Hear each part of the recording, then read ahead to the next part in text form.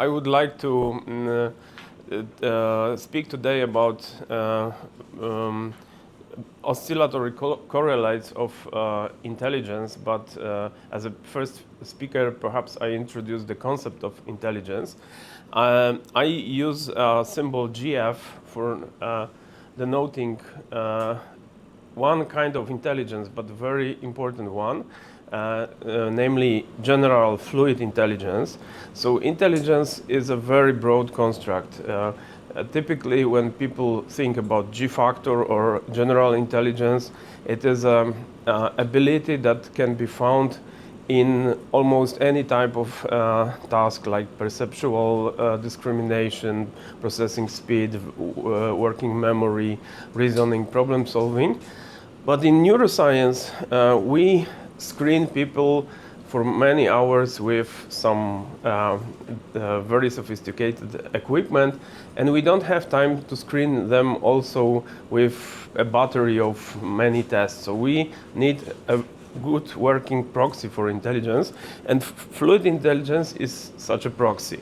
So it is more or less reasoning ability or ability to reason on novel problems when you cannot use your established knowledge, your strategies, your skills to solve a problem. And you have to solve this problem by reasoning. So you have to discover a system of relations that govern the problem, apply those relations to find a solution. And some believe it is the same as G factor, so the correlation is simply 1. Some other believe it's not isomorphic to G factor, but very, very close. So even if you are the most pessimistic about general fluid intelligence, you still have to admit that it covers like 3/4 of variance in general intelligence. And for neuroscience research, it is a very practical way to measure intelligence. So we use 3-4 reasoning tests or reasoning-like tests to assess this individual level of reasoning ability as a proxy of general intelligence. Of course, it may be a limitation that we do not apply the entire battery of all known tests of intelligence, but for neuroscience, cognitive neuroscience, it will do. So today, other speakers will say a lot about many levels at which we can track correlates of intelligence, like structure of the brain, like event-related responses to of the brain to some events or situations, like data from fMRI. I would like to focus on oscillatory correlates,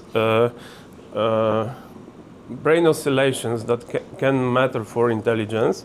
So oscillation is something that is repeatable. Mathematically, oscillation is a function that has the same value at some x, also at some x plus k, also the same value as at x plus 2k, and so on. So it repeats in a predictable way.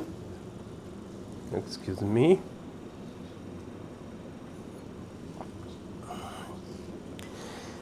And I will introduce such concepts as peak frequency, band power, within band coherence, between band correlation, especially one of these types of this correlation called cross-frequency coupling. And short reminder for those who are not familiar with EEG, how it looks like. So you record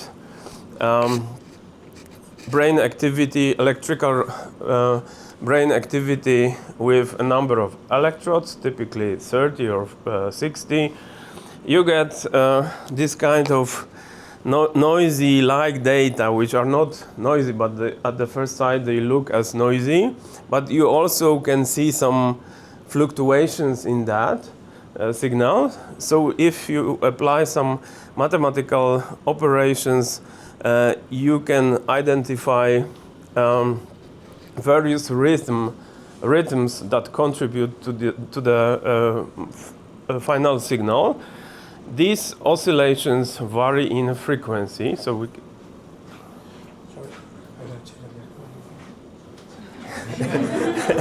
that's all.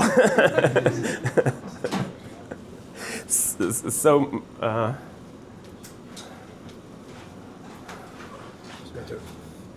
okay.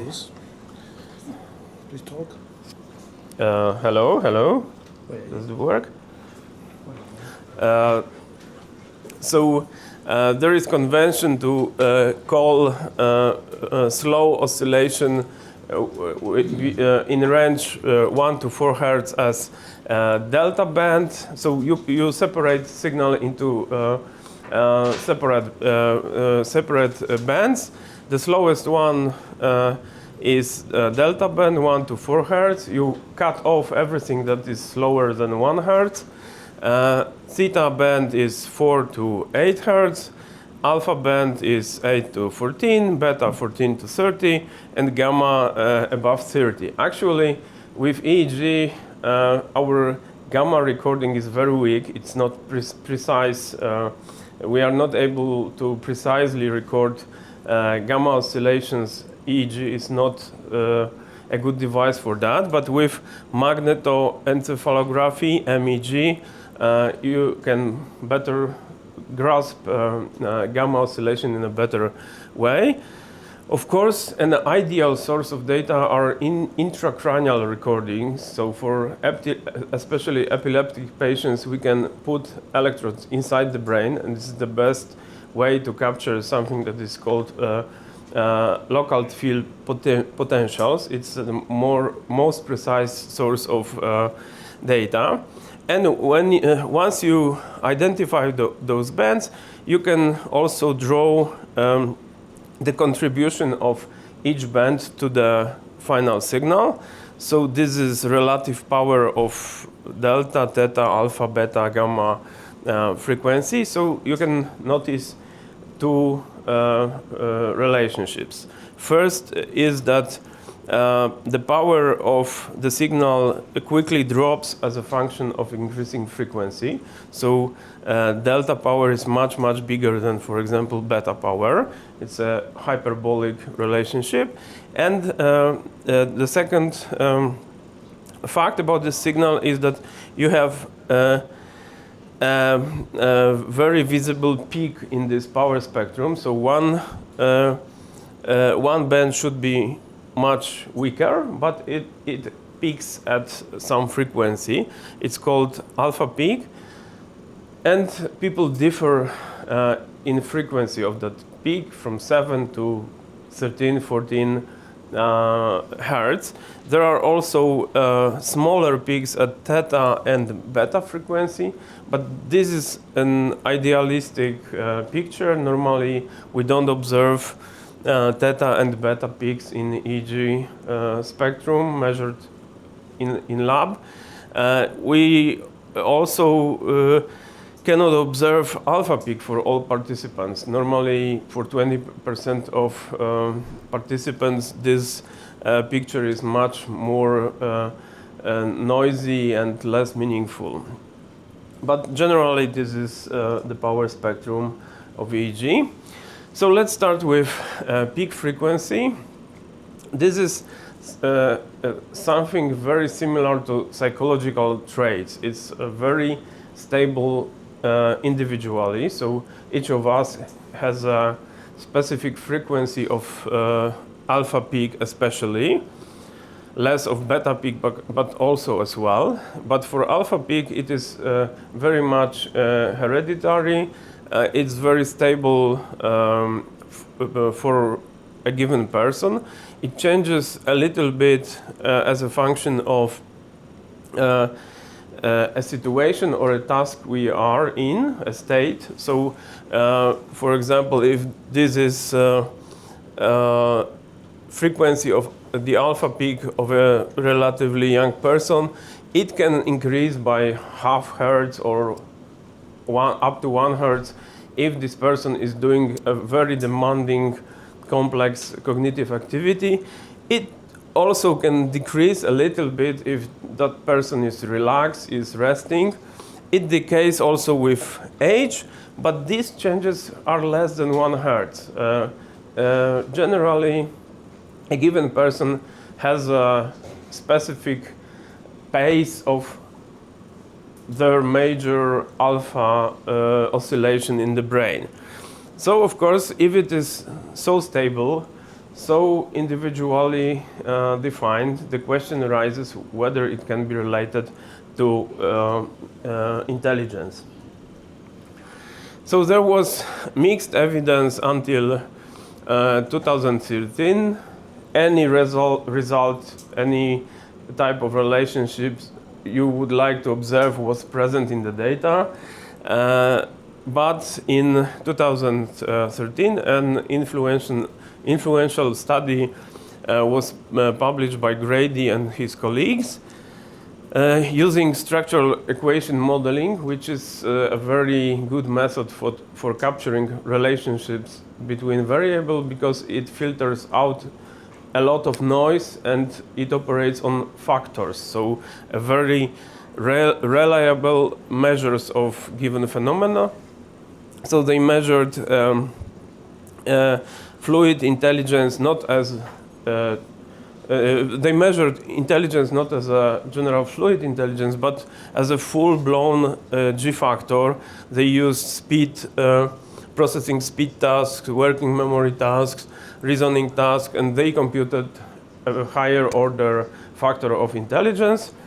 And also they measured individual alpha frequency with eyes closed and eyes opened and calculated a factor out of it. They used a large training study where 40 younger people and 45 older people were screened with EEG. So this is individual data. And they found a correlation of 0.40 between alpha peak frequency and intelligence. So you could conclude, okay, there is a relationship. Brains of intelligent people work faster. They have larger frequency of major alpha rhythm, which is localized mainly parietally. But perhaps some of you are skilled in psychometrics. So look at this hierarchical model of intelligence, and is there anything suspicious, problematic in this model that should not be like that? Roberto, do you know anything about intelligence? So find an error here. Don't do that. I am just presenting you, so. So is something problematic? This is a higher order factor. It loads subfactors, so more narrow factors representing processing speed, memory, reasoning. These are factor loadings. Each factor is computed out of 3 measures. These are probably some processing speed tasks. These are 3 memory tasks. Something is wrong here.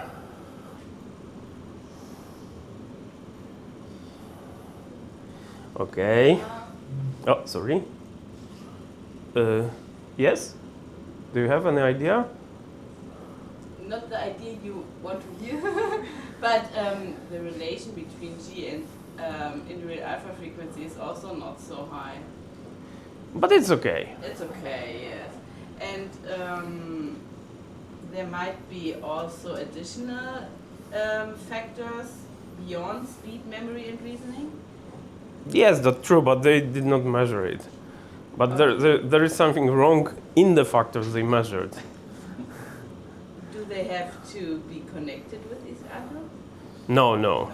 It's a hierarchical model. They don't need to be connected. Do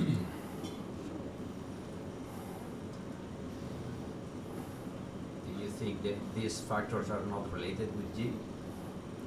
are not really contributing to G and they are just correlating spuriously? Yes, you are on the right track.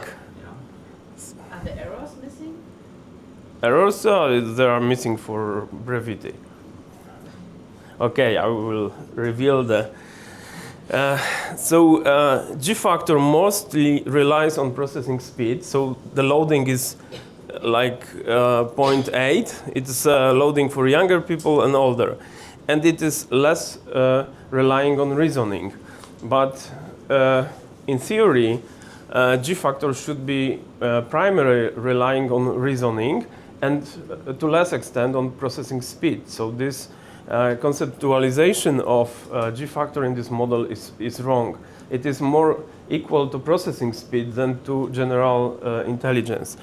So when I saw this paper, I became angry very much. So we found the data where we can run our model and replicate their model. So this is our data, more tasks. First, we calculated the model without G factor as a higher order factor. So we only have fluid reasoning computed with very popular hallmark test of fluid reasoning. We have working memory, visual discrimination, so telling which stimuli is larger, brighter, and so on. And processing speed measure with a very good task called inspection time. So you are shown two objects for a very brief time, like 30 milliseconds, and you need to tell which object is larger or more rotated. But if the task is adaptive, so if you respond correctly, the time shrinks. They show you those stimuli for even a shorter time, and until you stop responding correctly. So it is your individual inspection time, the time you need to discriminate the stimuli. So you can see that individual alpha frequency calculated out of 6 different data, EEG data, indeed correlates with processing speed. So the larger frequency, the less milliseconds people require to detect the difference between two stimuli. But there is absolutely no link to fluid reasoning. And there is also available data from Human Connectome project, and we replicated the same relationship. It was another task, so the relationship is positive, but the meaning is the same. It was the number of objects someone marked in a given time interval. So, and the magnitude of correlation with processing speed is almost the same, but there was no link with intelligence, again, with measures of reasoning. And when we calculated recalculated this Grady model with our data, it correctly assigned larger loadings to reasoning than processing speed, and this relation was completely zero. But when we misdefined the model, so we forced it to have larger loadings on processing speed than on reasoning, our model also showed the correlation like 0.40. So it is simply a misdefinition of the model. There is no relationship between individual alpha frequency and intelligence. So we concluded with a fancy title of the paper, high alpha brains run fast, but that does not make them smart. But if you reflect a little bit more, why should being faster translate into higher intelligence? If you think for a while, it's a nonsense. First I was curious, what is the relationship between intelligence and the time people take to solve an intelligence test item? Do really intelligent people are faster on solving intelligence tests? And this is a typical result for figural analogies, but it is typical for many intelligence tests that more intelligent people take a little bit more time to respond to the test. But for some tests, like for example, Latin square task, which is kind of Sudoku task, the relationship is much stronger. So intelligent people spend on test really more time. Even for probably most paradigmatic test of fluid intelligence, Raven advanced progressive matrices, this positive relation is also significant. And when you look at the relationship between Raven, it's an okay. Inspection time and yes, but probably I wanted also to show another slide where there was accuracy of solving Raven, but the relation is the same. There is null relationship both for latency and accuracy of solving an intelligence test with this processing speed measure as those milliseconds needed to tell which stimulus is larger or different in any way. Can I ask you a question? Sure. Have you explored the influence of motivation on this effect?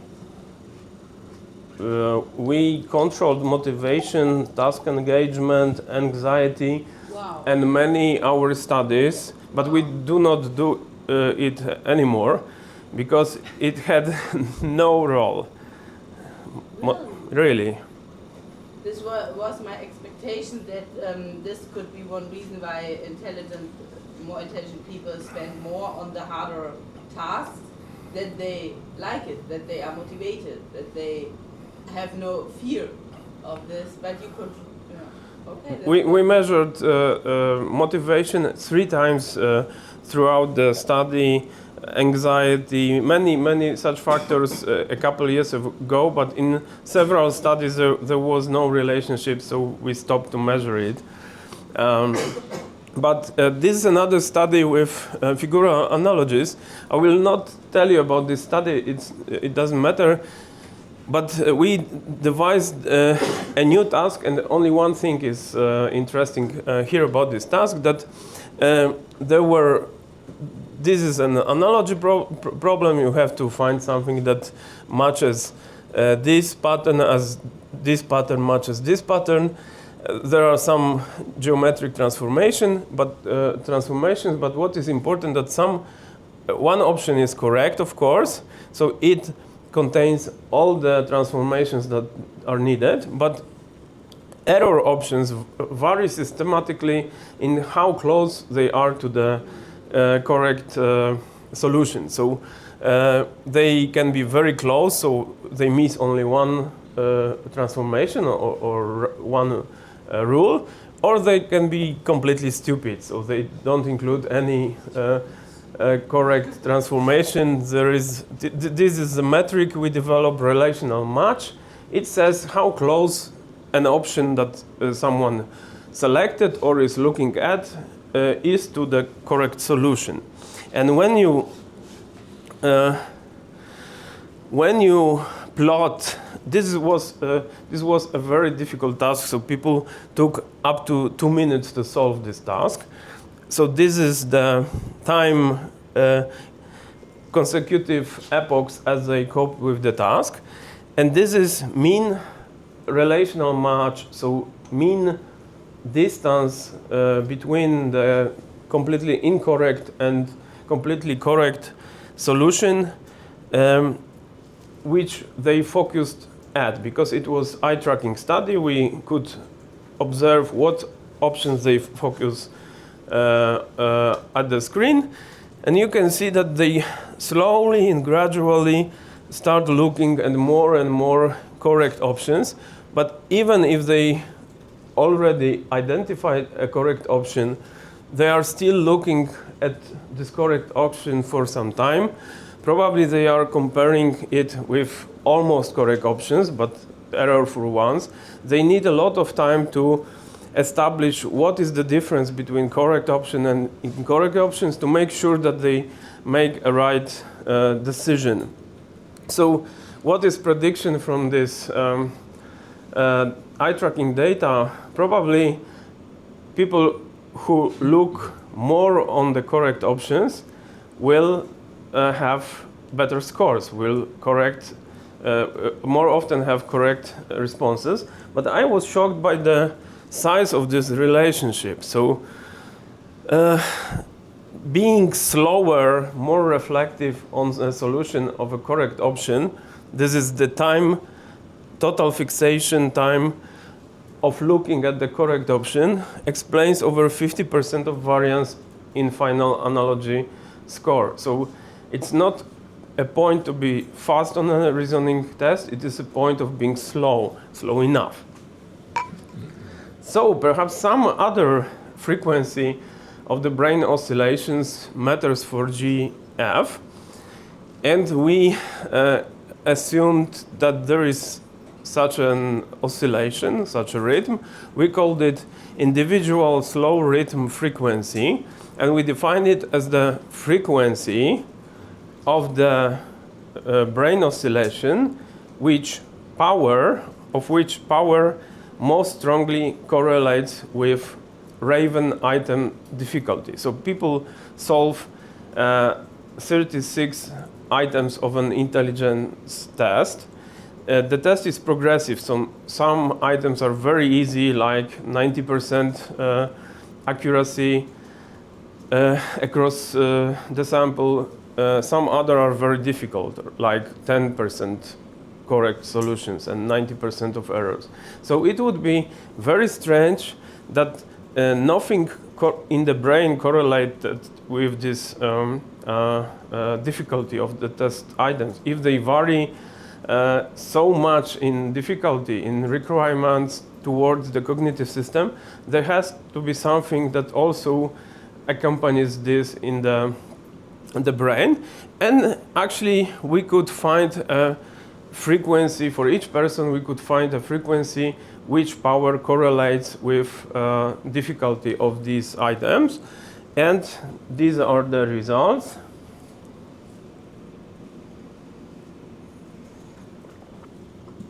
There is weak but stable negative relationship between this individual slow rhythm frequency, both for frontal and parietal sides, and fluid intelligence. So more intelligent people are slower, use slower rhythm to solve Raven item. We published this data. Now we are collecting a larger data set to replicate this result, because maybe it was an incidental, but definitely it's a direction that should be followed. The second oscillatory marker associated with fluid intelligence is EEG or MEG band power, so the strength of EEG signal. Most studies focused on alpha power, and the typical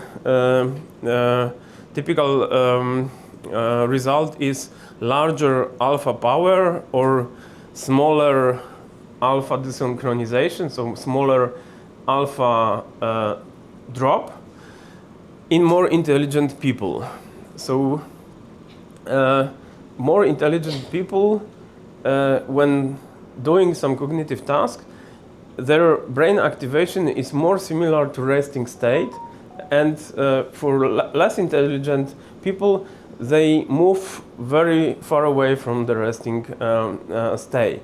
It means that somewhere else in the brain a huge processing started, perhaps in theta or delta band, or perhaps in beta or gamma band. We don't know, because we're observing only the alpha band. But if the alpha band power drops, which is a marker of laziness, boredom, resting. It means that those people who had the maximum drop in alpha power started to work more effortfully. So it is explained by neural efficiency hypothesis that higher intelligence means lower effort that you need to invest in a cognitive task. You can get the same result when you are intelligent. You can get the same result with less processing, less effort. There are some exceptions if the tasks are very difficult or they required exploration, for example, checking as many options as possible, or vast long-term memory use. The relationship is the opposite, but is still more or less consistent with this hypothesis. And for theta power, which was another band examined, there is the opposite evidence. Larger intelligence means larger theta band power. There is a very nice study from 2005 which shows this relationship in one study. I like it very much. But very few studies focused on delta band. Only a couple of them tried theta band. Really, almost no studies tested beta band and gamma band. So we decided to look at our data and see whether there is any relationship between band power and intelligence. So this is this data. This is 36 Raven test items from very easy to very hard.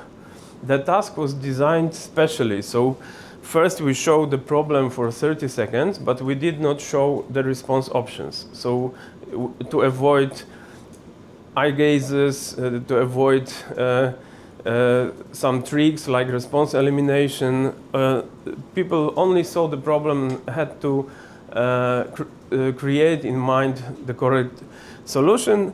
After 30 seconds, they were shown response options and they could pick one. So this is the signal from those 30 seconds. And the color represents relative power of EEG signal. So it is activity in the Raven test minus the activity in the resting state, because people differ individually very much, even in the resting state. For example, some are sweating and some are not. Some have bigger skulls or thicker scars. To subtract those meaningless differences, we subtracted resting state activity. So this relative change in EEG activity when people solved Raven test. And you probably can see no special relationship between the item difficulty and time for delta power and theta power, but for alpha power and low beta power, there is a very systematic relationship that this power increased, especially at the end of relatively easy items. There is a triangle. What does it mean? Simply, it's boredom. 30 seconds were too much for solving very easy items, so probably people already knew the response here, but they had to wait for the response options to pick up one. So they were boring, they were waiting for response options, but it was a distracting activity which should be somehow removed from the data. So we calculated two factors. One we called idle alpha activity. These are those epochs with small black dots. And after removing this factor, what remained we called true alpha power or true alpha activity. And the same was for low beta power because in EEG frequencies and channels overlap to a large extent, so probably also low beta represented this resting activity. And these are the results. So for this idle alpha power, we observed a relationship that is predicted by neuronal efficiency hypothesis. If someone showed more alpha power, that person was probably more intelligent. It is a reasonable result. So more intelligent people probably more often knew the response and they were bored in these items and time slots. But for true alpha power, the relationship is completely opposite. The more alpha power, so here alpha power means doing nothing. So more intelligent, more doing nothing. But this alpha power probably represents doing something. And for this true alpha power, more doing something represents lesser intelligence than less doing something.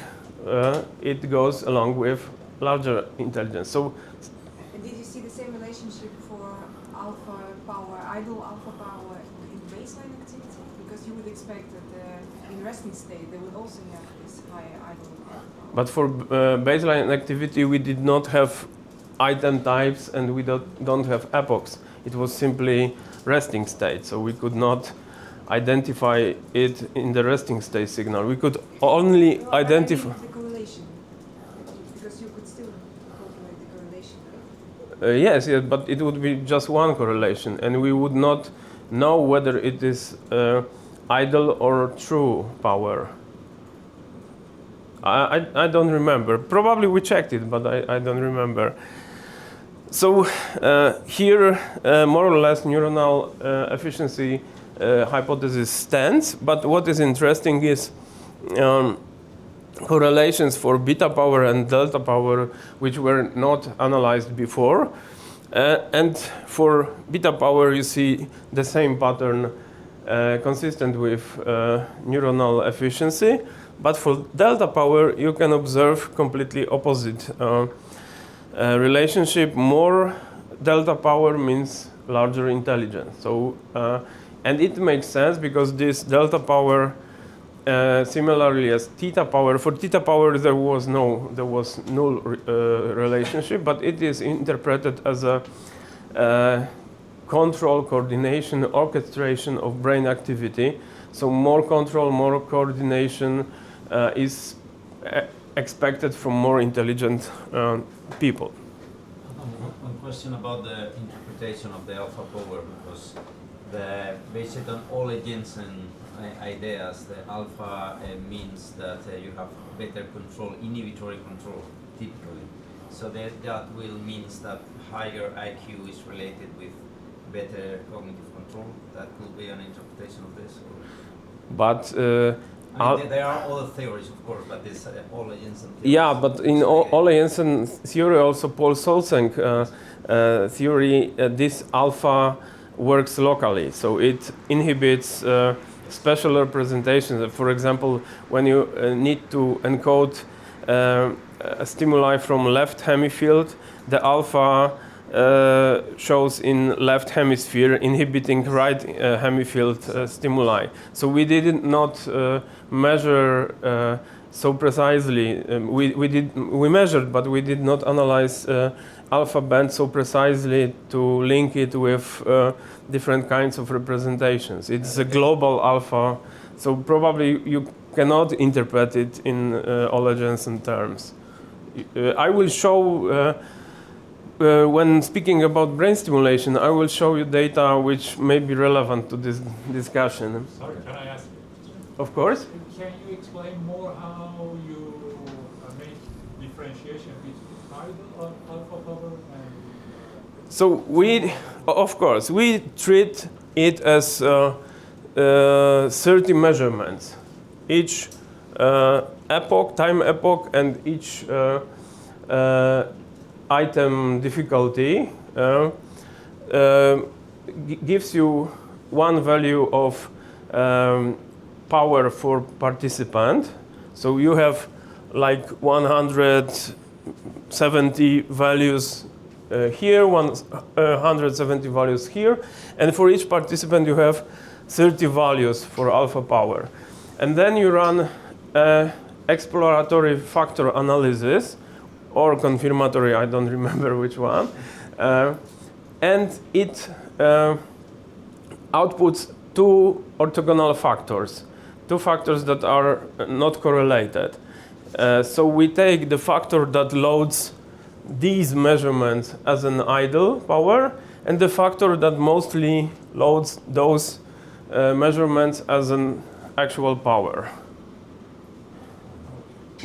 We are using factor analysis, very simple, popular tool. I mean, does do these two alpha powers have some neuronal correlation? They are different, alpha oscillations? Of course, we ignore that. We are very barbarian people that treat EEG signal as simple psychometric data, the same data you get from cognitive tests. So we simply run psychometric models on this data, not going more deeply into neuronal mechanisms that could give rise to it. I will tell more about this when discussing brain stimulation, because this is more precise tool. Here it's simply very broad correlations. It doesn't allow to go into brain mechanism precisely, at least in my opinion. But this is another marker for EEG signal that you can think of. This is called cross-frequency coupling. It occurs when some slower rhythm modulates a faster rhythm. There are many different types of modulations. For example, there can be phase-to-phase modulation, or amplitude-to-amplitude, or power-to-power modulation. But probably the most popular type of modulation is phase-amplitude coupling. And this is an example from my colleague intracranial recordings. These are 3 seconds of working memory task where people already saw the stimuli. The stimuli were covered by the mask. They have to maintain those stimuli for 3 seconds, and after 30 seconds the probe appears and they have to say whether it was included in the memory set or not. And you can see the periodic relative power decrease and increase, and then decrease again in alpha to low beta range. They interpret it somehow, it doesn't matter how, but it's an illustration that if you showed here a delta rhythm, because this changes more or less every 500 milliseconds. So it is 2 Hertz, it's a delta rhythm. Those changes would be bound to some specific places in the phase of delta rhythm. So each time there is, for example, a peak in delta phase, also there is a peak or a trough in alpha to beta activity. So this is a very funny illustration of phase-to-phase oscillation. It makes me laugh every time I look at this picture. It is the strength of for I think it's 20 Hertz or something like this, the strength of phase-to-phase coupling as a function of age. This is stimulus discrimination. And the strongest coupling, meaning the most synchronic, the best working brain occurs in 14 to 16 years, and after that your brain starts to age. So sad news for everybody. But it is an illustration that coupling is a very nice marker that predicts many psychological, psychiatric, neuroscience phenomena. It predicts, it correlates with many variables, so it seems to be meaningful. So the question is whether there is phase amplitude coupling GF correlation. And this relatively older study of us, we found such a correlation.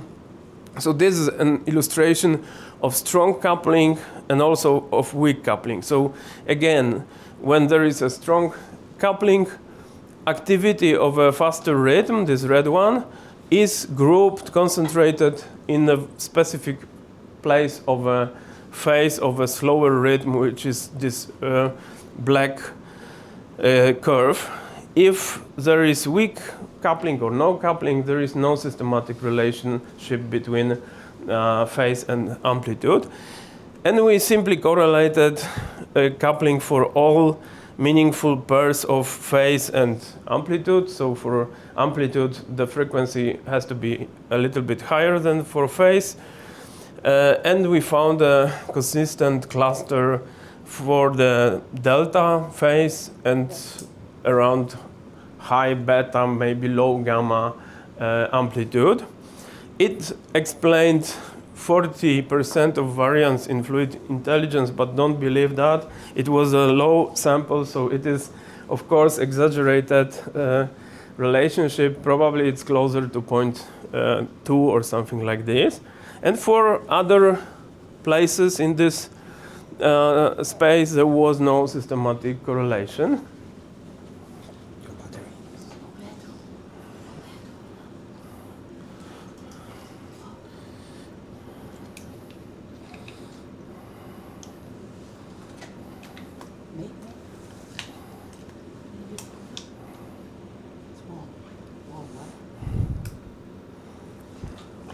Thank you. No problem. So this is a larger sample. Perhaps a simpler figures when we only mark consecutive bands. It is also this individual slow rhythm frequency. It should be R, not B. This is frequency for phase, and y-axis is frequency for amplitude. So whether the coupling between delta phase replicate in this data set, yes, we found again this coupling, but funny, for women it was more or less similar to the previous one, but for men it occurred not in high beta or low gamma band, it appeared in alpha band. So differently than in previous data set. So in cognitive neuroscience, there are two options. You can say, oh, it's perfectly replicated. It is, although it is 20 hertz lower, but it is not precise tool. We are still happy that it replicated. But also you can say, okay, it is 20 hertz lower. It is not an exact replication. But also we changed a measure of coupling. In the previous study we used general linear model, and here we used modulation index proposed by Tort. And also, if you noticed, here you have a positive relationship, and if you have a negative relationship. So we don't know whether it's an effect of using a different marker of coupling, or it's completely different data. We're now collecting the third data set to see what shows up in the third data set. But of course it is too early to say that coupling is an important predictor, brain predictor of intelligence. This is the actual data. So short summary of the oscillatory predictors of fluid intelligence. that indeed our data show that some slow rhythms, especially delta power, their frequency, their individual frequency, and coupling for the delta phase seem to predict fluid intelligence. But at the same time, correlations are weak and unstable across studies. You need very large samples to detect those correlations. They might depend on tasks, sex, also markers you use for the same concept. So I think we are still in the progress of finding correct oscillatory predictors or of G. There are some also controversy whether we can speak about brain oscillations at all, but I won't go into this discussion. One concept only shortly is that there is a periodic component in the EEG signal, and we should be very careful when we try to speak about, for example, peaks. We first need to show that it is not something different than a periodic component, so it complicates the picture. Also, there is evidence from beta band that when we average, let's say, 100 trials in a perception task, we can observe something that we interpret as a sustained oscillation, for example, in the beta band. But when Stephanie Jones analyzed separate trials, so looked at each of 100 trials separately, she noticed that there is in no trial there is sustained oscillation. There are only short bursts of activity, and when you average it, of course, it gives you something which looks like a oscillation, but it is not. It is a short 1-2 cycle burst of activity. Also, some measures we use assume sinusoid oscillations, which are often not sinusoidal, and so on. So this is just to mention controversies. I think that for slow oscillations like delta, theta, those problems are not so important.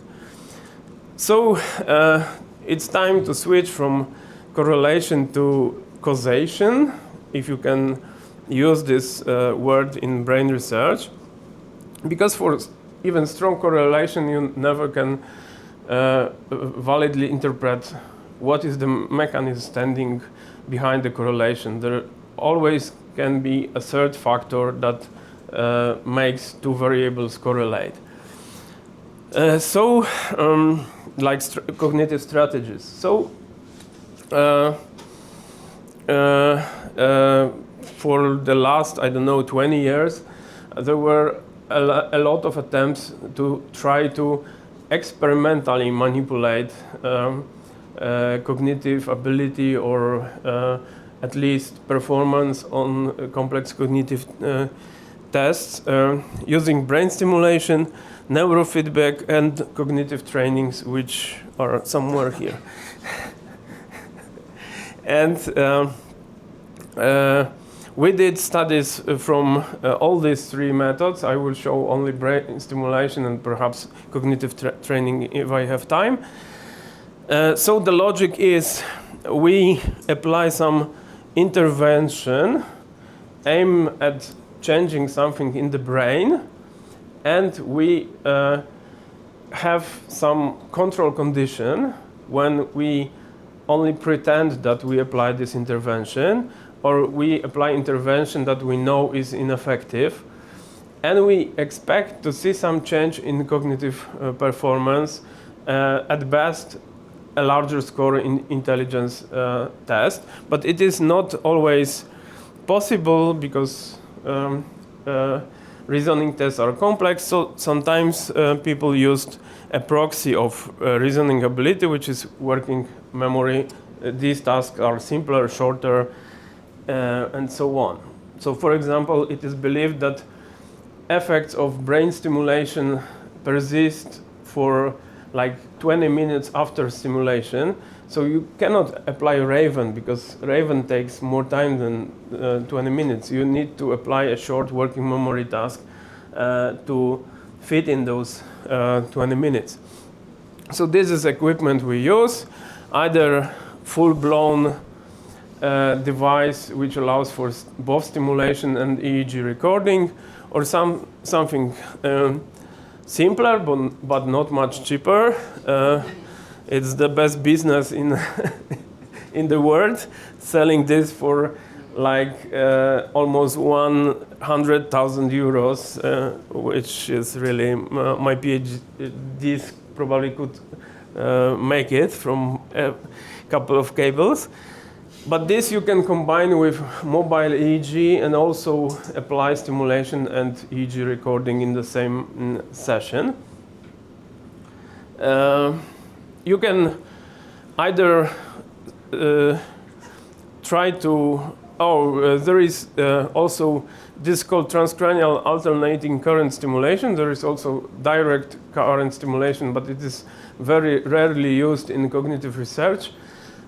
More in emotion, psychiatric disorders, and so on. In cognitive domain, we mainly use transcranial alternating current stimulation tags, and primarily we can try to do three things. We can increase power of a given rhythm, so we can apply stimulation at 10 Hertz and believe that we will increase alpha power at 10 Hertz. So probably we will stabilize this oscillation.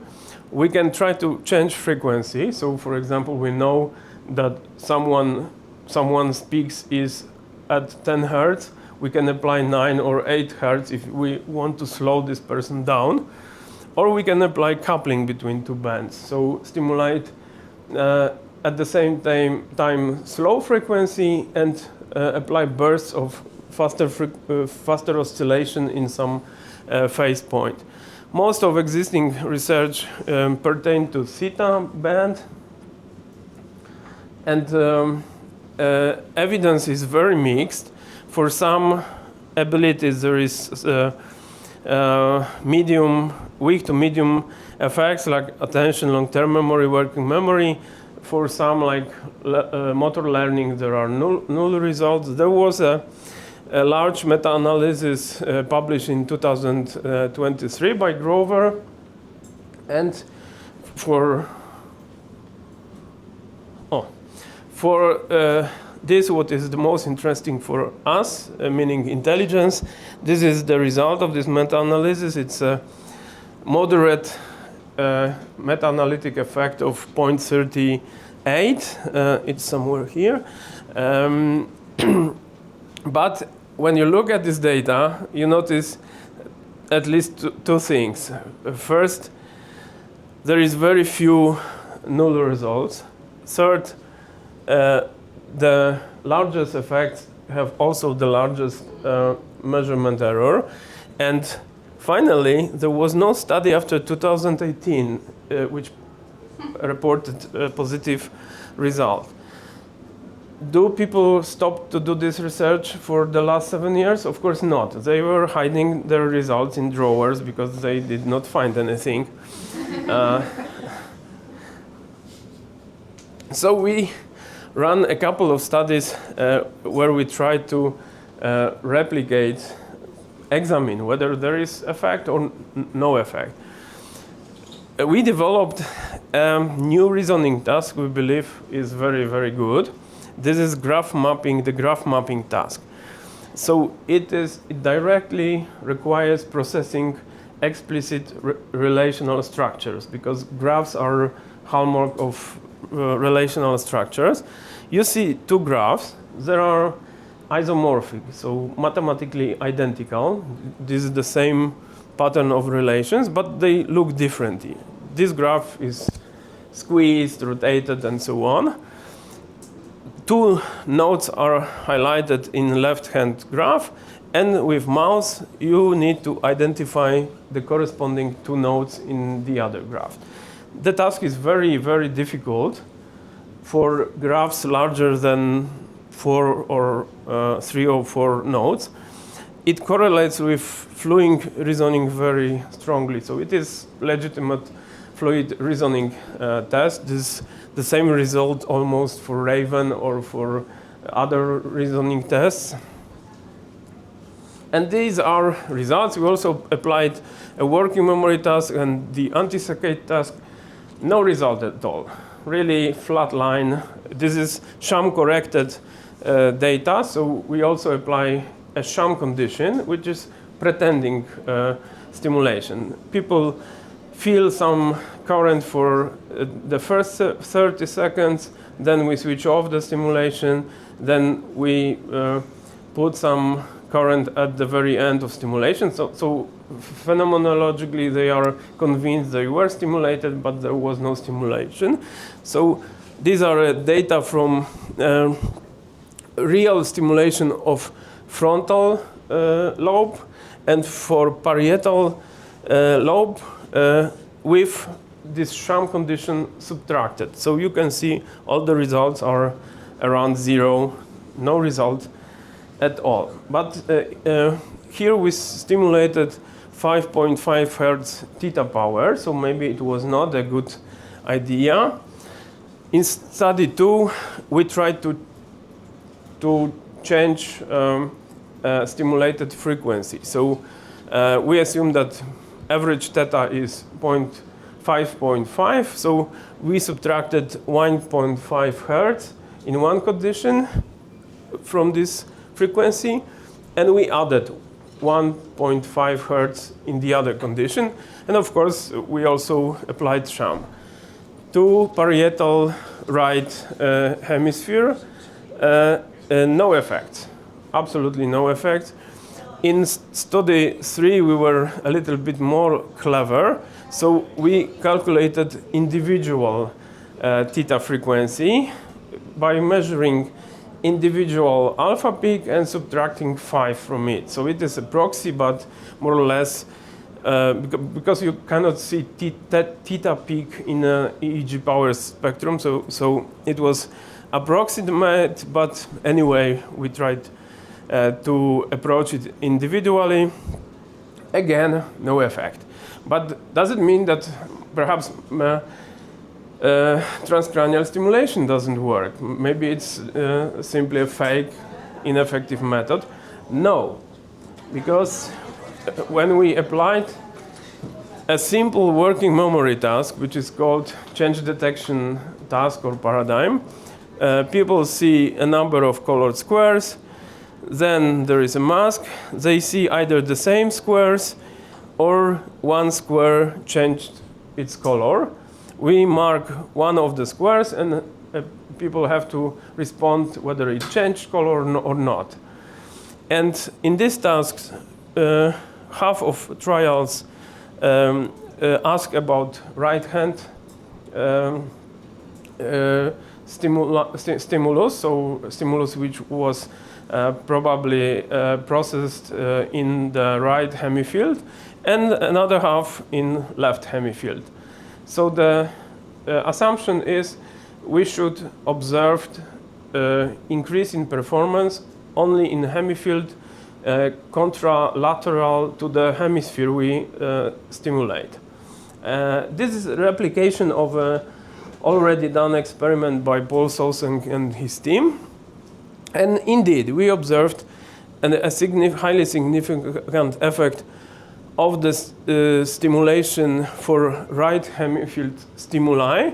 And we, this is below this figure, we stimulated P3 electrode. So it was left hemisphere, and we observed, as expected, an enhancement in the right hemifield, but not in the left hemifield. So TAX works, but not for intelligence.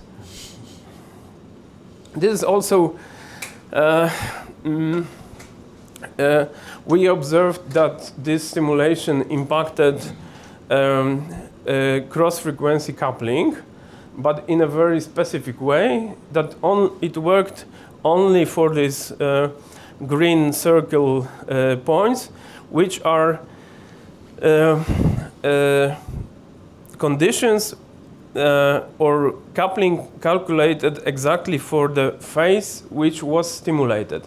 So here was stimulating, we were stimulating individual theta frequency minus 1.5 hertz, so it was around 4 hertz, and you observed a significant decrease in modulation, cross-frequency modulation from 3 to 5 hertz phase.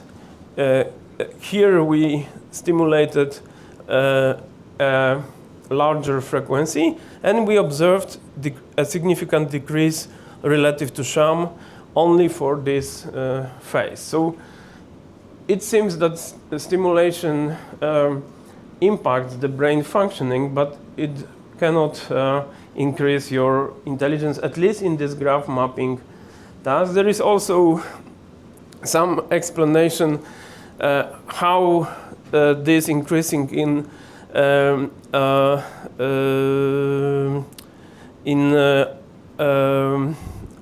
because it was coupling where alpha amplitude was taken into computation of the coupling. So it was coupling between some lower frequency phase and alpha amplitude. So there is an explanation why affecting coupling for the alpha band could affect also working memory, but it's very complicated.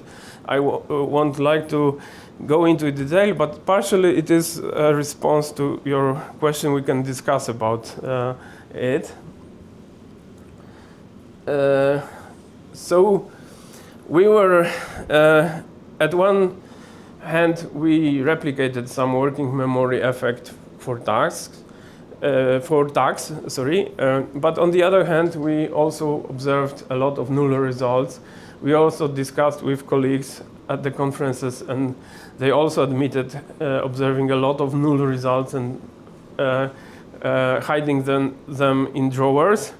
So we ran probably the most powerful method to establish whether the effect exists in the literature or not, meta-analysis. We took all the existing studies in the December of 2023. There were 42 studies, more than 130 effects published.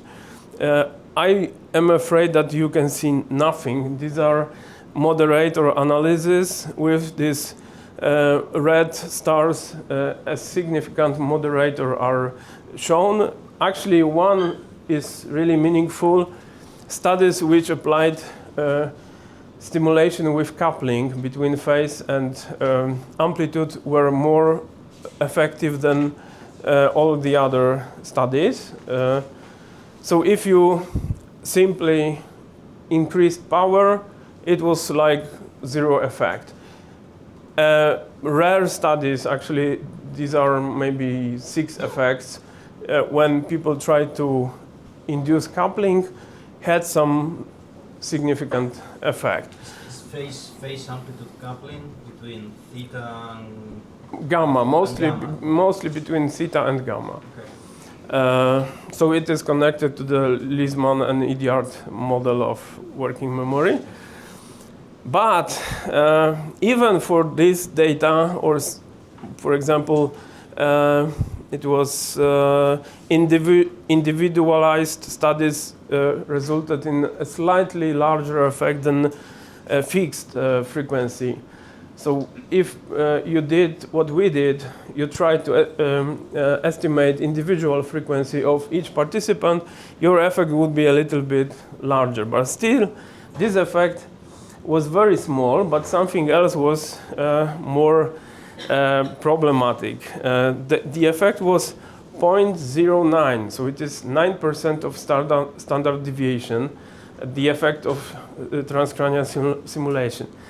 To buy an equipment for 100,000 euros only to increase 9% of standard deviation in intelligence is really, really bold thing.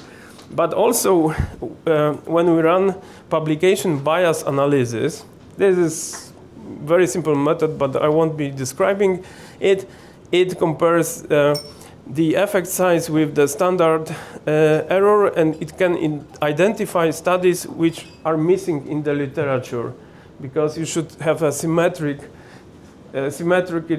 random distribution of studies which overestimated the effect as the number of studies that underestimated the effect. Very bizarrely, we can observe only studies that overestimated the effect, but not those which underestimated. So if you add those studies that are missing and should be here, the effect is completely zero. This is all existing evidence at the end of 2023. No result of task stimulation of working memory.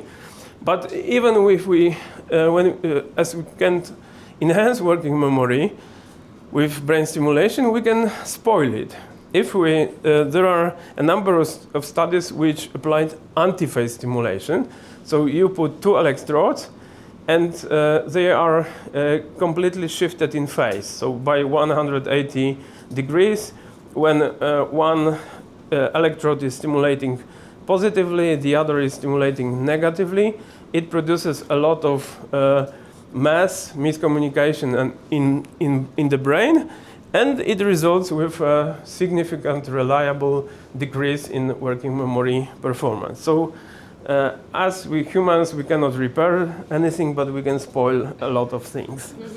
So probably the last slide I will be finishing soon. This is another method, cognitive training. So you make participants run a lot of sessions of one of the same task or different tasks, typically in an adaptive variant. So as they become better in this task, you increase the difficulty of this task. So after a number of sessions, you typically observe direct effects. So they get better on the trained task. But it is quite questionable whether it produces near transfer effects. So in most of the studies, when you test people on a similar task from the same domain, but the task that differs somehow from the trained task, in most of the studies, those near transfer effects are null. The gain from the training disappears. There are studies in which this gain remains, but let's say the evidence is inconclusive regarding near transfer. But what is the most interesting in the cognitive training is far transfer. So we want to increase intelligence, cognitive ability by training some task. And this is the result of meta-analysis. So it is higher order meta-analysis.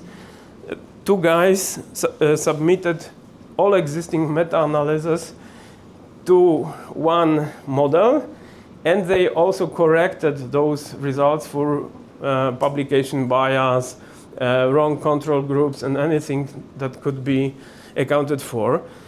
So this is like 150, almost 50 studies. Probably it is like 300 effects published. All the literature that exists, millions of dollars spent for research, and this is a meta-analytic second-order effect of cognitive training. Not big. You can think whether it is statistically significant or not. So we ran a very large cognitive training study, probably one of the largest that were applied. I won't be describing it in detail, but we had 40 sessions. We have the 9 fluid intelligence tests. We had 1 active and 2 passive groups. The task train was this graph mapping task.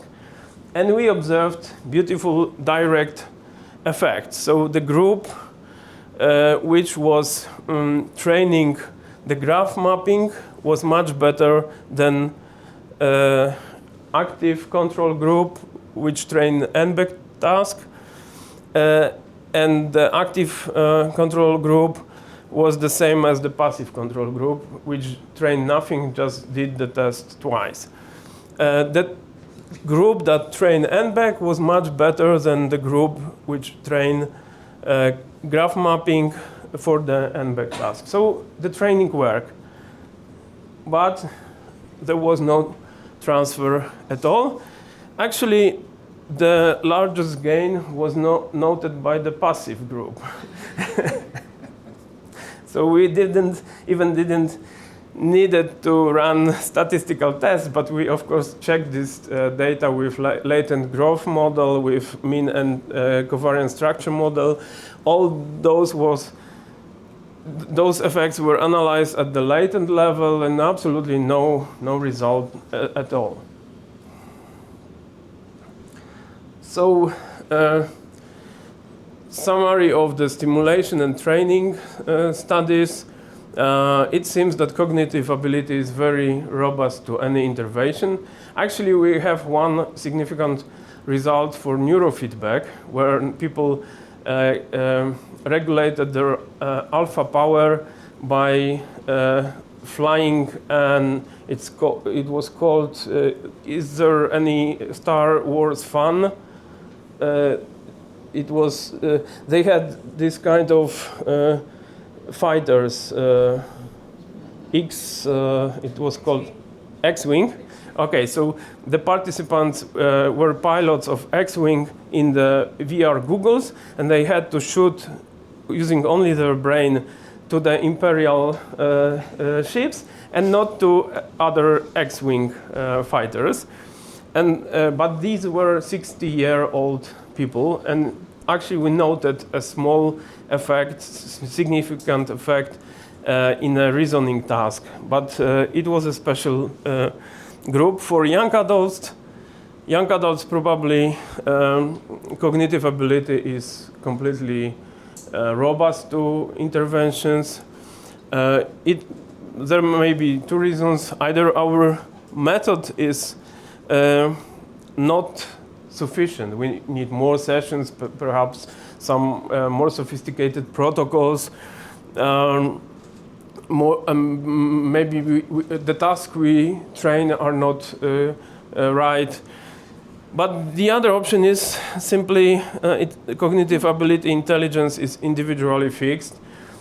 If you look at the data from Lothian cohort by IND-RE, people were screened with intelligence tests when they were adolescent, and then after 50 years when they were beginning to getting old, and the rank order of intelligence was completely the same if you excluded special cases. So if 50 years of lifetime experience doesn't change intelligence, how 10 sessions or 20 sessions of stupid training could? But of course, this does not prevent people from paying a lot of money for those online training platforms like Cogment or Lumosity. Final thoughts, I think not illuminating at all, that although we understand cognitive ability quite well on the psychological, epidemiological level, there is a lot of work to do in cognitive neuroscience. Maybe my colleagues will have more optimistic message, but in oscillatory, in the domain of oscillatory predictors, there is a lot of work to be done. There are at least 3 reasons which unfortunately did not fit on the slide. One is simply replication crisis and a weak methodology of studies in cognitive neuroscience.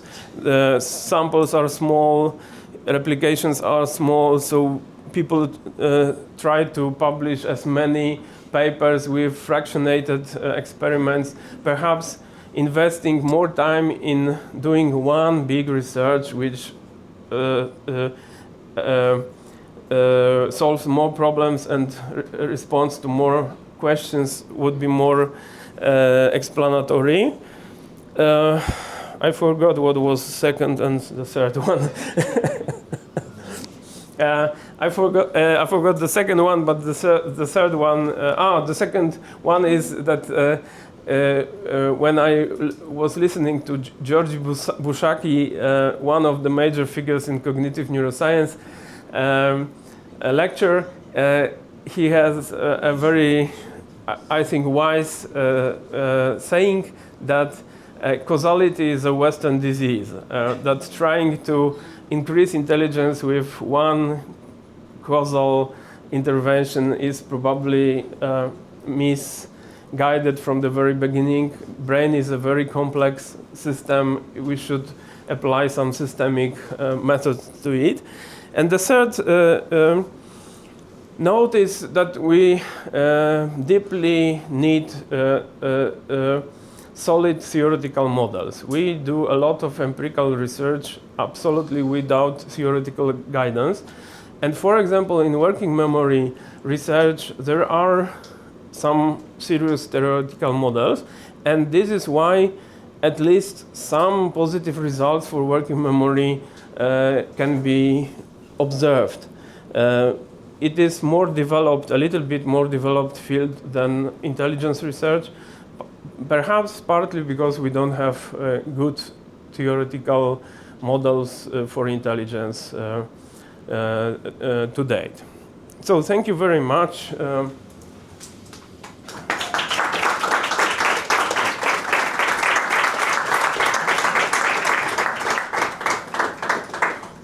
Thank you very much, Adam. Am I okay with time? It was not. No. We have 10 minutes for questions, but we need some rest before the next meeting, okay? So don't be so... And I need to check out from the room. So 10 minutes for questions, because you already made some questions during the intervention, okay? Go ahead. I have one question. Thank you very much for your fantastic presentation. I'm very sorry about the movement of the slides, a little bit the format. So one of the reasons that you can say, because the neuromodulation or even the cognitive training is not working or not working as efficiently as expected, is because we are always doing these stimulations based on hypotheses and not on data or models. So that I'm saying this because probably if you have mechanistic models of how to stimulate, using computational neuroscience models to try to feed a little bit better what will be the frequency, the regions, the time for stimulation, the parameters, some of the parameters, then the stimulation can work better. Because now it's like, hey, everybody have good hypothesis lobe. I will stimulate in theta band in the frontal lobe, and that will work. Exactly, 5 hertz or 10 hertz. But nobody knows, so it's just guessing, and you stimulate, and that is a lot of variability of the data. But nobody, or very few, there are very few studies trying to go through models to the final solution for stimulation. I don't know what is your... I fully agree. I would not like to say that it is fundamentally wrong to think about brain simulation. It was wrong to date, but perhaps with increasing our methodology, our theoretical underpinnings of the stimulation, at least working memory in principle could be improved.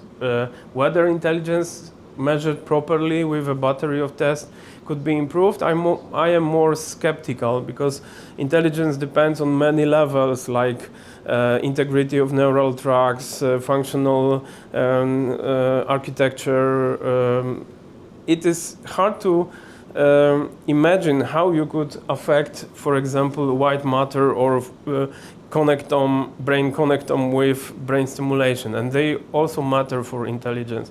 But perhaps for some portion of variance you can do something. For example, if someone is not exploiting their potential fully, so cognitive performance is lower than could be when fully engaged in the cognitive task. So maybe for such cases cognitive brain stimulation could work. I don't know, but for now the picture is rather sad. There were more than 10 years of very strong efforts towards stimulation.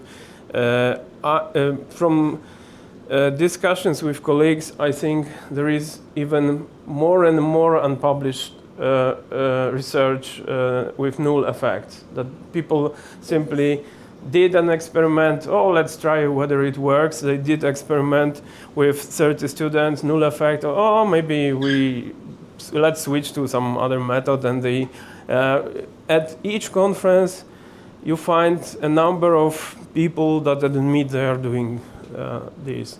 Oh, we thought we are doing it incorrectly, so we simply cease to use tags. It lays in our drawer. Nobody uses it. We had one PhD student who tried to stimulate, but now he's at another university. But there was a lot of evidence which never saw the light.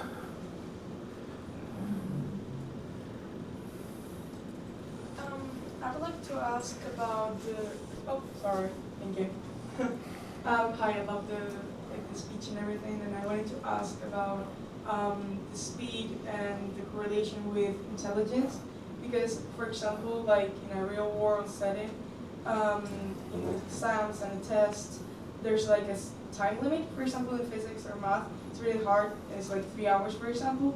I would like to ask if you think it's convenient to eliminate that limit, because, as you said, there's not a correlation with speed and intelligence. In fact, there's like the opposite. Like more intelligent people take more time to solve problems.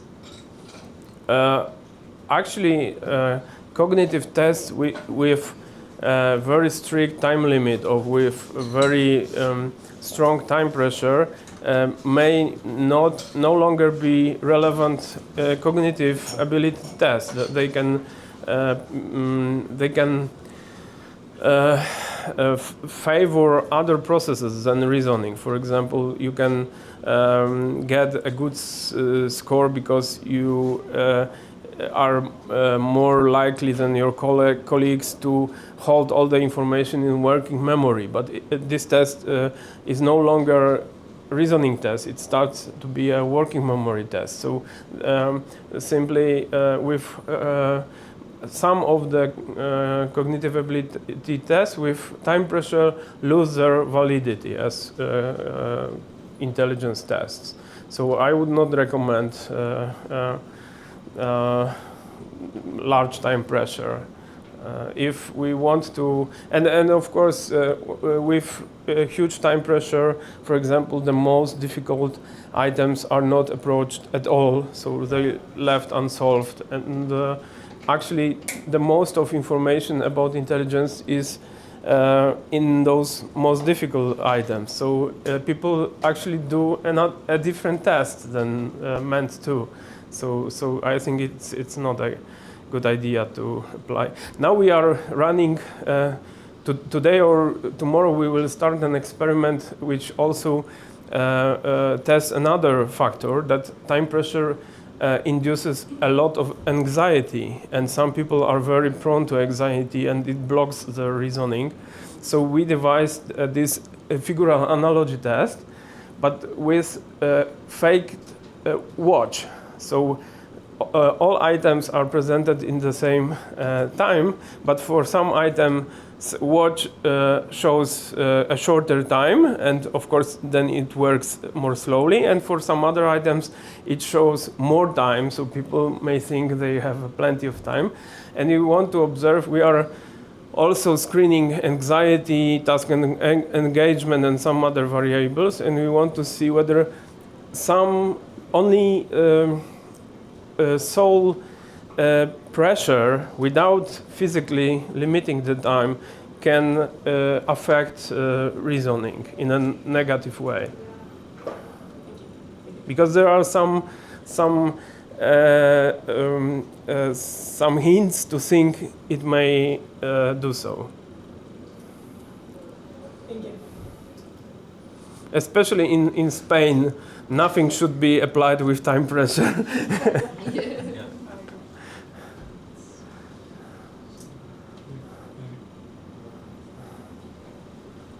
Let me first comment on the previous question. I think the time limit for the exams helps to prevent the students to cheat. After 2 hours, I think they look information other than they were. I just was sure. Do you hear me? More or less. Okay. Now? Yes, yes. Okay. Thanks for your very informative lecture, and thanks for Thank you. Frank evaluation of the field. It was very interesting. So I have a question that usually we know that alpha is correlated with the idle activity of the brain, and it is also correlated, anti-correlated with the activity of the neurons. We know it from electrophysiological data, from the simultaneous fMRI studies, that alpha is anti-correlated with the activity of the neurons. Another point, I believe that we don't have one alpha. I think Of course. I think that, quantifying the brain waves only depending on the frequency band is flawed, but the general belief about the alpha is that it is related to the idle, or let me say, to the leisure time of the brain. Why we should look for the roots of intelligence mainly on this frequency band that is, it's not usually believed to be related to the task, to the calculation, to the when you load the brain, the alpha usually disappears. It is a very good point, and don't ask me why people did 100 studies before I went interested in cognitive science, focusing on alpha band. My hypothesis, it was a proxy for estimating cognitive effort or a lack of cognitive effort, because there were no other ways to measure effort in the brain.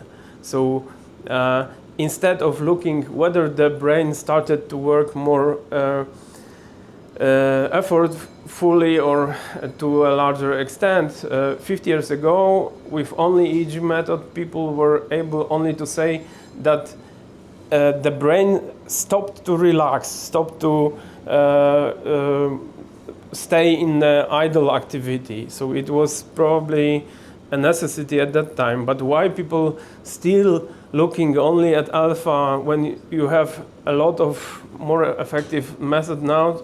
It is a very bizarre thing, I agree. This is why when we read through literature and we realized that 98% of studies focus on alpha band, we ask ourselves why not to test other bands, especially that you can do it in the same data sets. You already have this information, only you have to look at this.